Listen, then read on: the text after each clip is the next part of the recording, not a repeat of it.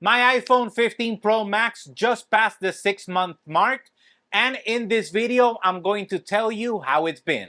Let's get to it.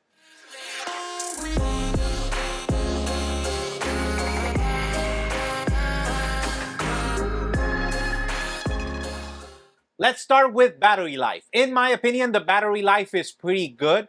Not to the iPhone 13 Pro Max level, which in my opinion was the best, was the king of battery life in the iPhone, but it's a great improvement over the 14 Pro that had all those battery issues. I do my best not to let my iPhone go under 50% as much as I can, and I still have 99% battery life on it. The 3nm chip appears to be making up for the smaller battery impressively well. So it's compensating for the battery being so small.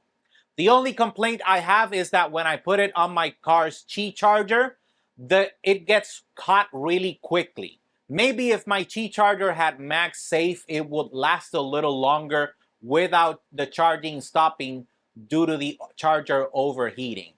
It never happened before with the iPhone 13 Pro Max, just in case you were wondering.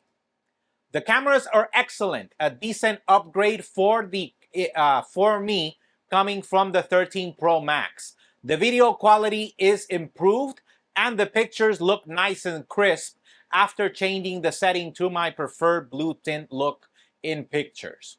The USB-C has been great for me. Now, if only they would hurry up and release the new AirPods so I can get the USB-C case. I don't get the AirPods Pro because I made a video where I indicated that me and my wife both had allergic reactions to the rubber tips. Link into the video up here. No more charging with a different cable than my iPad or my Mac, for that matter. One cable to rule almost all of them. The cable speed has not affected me in the very least, or it has not affected my experience.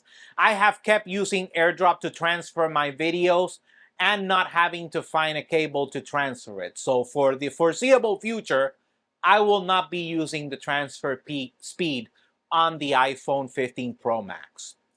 I always have it in a case, and if you're going to get a case, I found none better than the Case Goo and the Magic Stand series.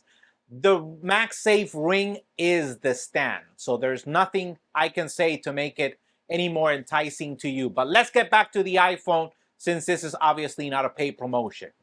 The color is a fingerprint magnet. I have the blue color. It's a fingerprint magnet. Whenever I take it out of the case, I have to use a towel to scrub it down and then put it back into the case, since it will get pretty nasty.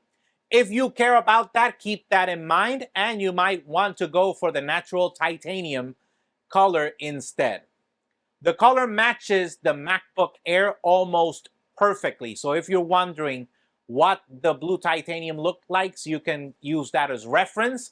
My wife hates me for it, because now my phone matches her Mac and her phone doesn't. But hey, what are you gonna do? No scratches on my screen, just in case. I use it without a screen protector on my screen, or my lenses for that matter. And I treat it like the $1,400+ expense that it is, not like it's something that I can replace every time it cracks.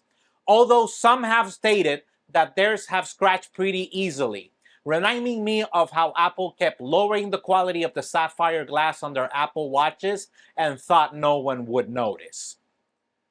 Having my first experience with the Dynamic Island, I have to admit I was about to say that I was right by calling it a gimmick when it was first released, but after the MLB season got underway, I have actually appreciated having the score on it and not having to go to the app to check.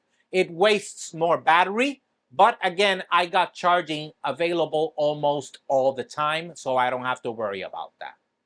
The worst thing about it has been by far the action button.